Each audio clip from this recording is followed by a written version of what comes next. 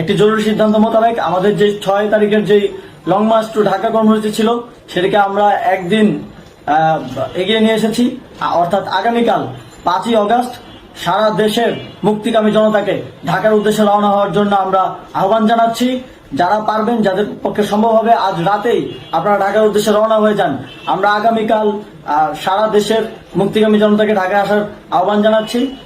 বিশেষ করে ঢাকার আশেপাশের যে জেলাগুলো আছে, আপনারা দায়িত্ব নিয়ে মসজিদের মাইকে ঘোষণা দিয়ে যাদেরকে পাবেন সবাইকে নিয়ে ঢাকার উদ্দেশ্যে রওনা হন।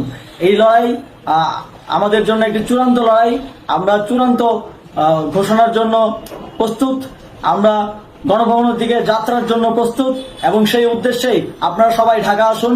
আমরা আপনাদের সবাইকে নিয়ে আমাদের চূড়ান্ত দাবি আদায়ে এগিয়ে যাব। আমি জানি না সমন্বয়করা আজকে রাতে বেঁচে থাকতে পারবে কিনা, কিন্তু আপনাদের উপর আমরা এই দায়িত্ব দিচ্ছি। আপনারা সবাই নিজ দায়িত্বে ঢাকায় আসবেন আগামীকাল এবং পরশু পরিস্থিতি বিবেচনা করে পরশু গণভবনের দিকে 4 দিক থেকে আমরা রওনা হব। আমরা খুব আতঙ্কের সাথে লক্ষ্য করছি যে ছাত্রলীগ, যুবলীগ এবং আওয়ামী লীগের গুন্ডারা পুলিশের অস্ত্র দিয়ে পর্যন্ত সাধারণ জনগণের উপর হামলা করছে। কিন্তু একটি সুখের খবর হচ্ছে, সারা দেশের বিভিন্ন স্থানে সেনাবাহিনী ছাত্র জনতার পক্ষে দাঁড়িয়েছে।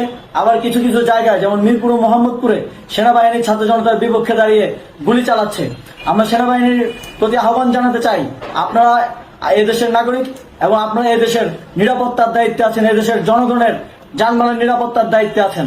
আপনারা দেশের পক্ষে এবং দেশের জনগণের জন্য কাজ করবেন।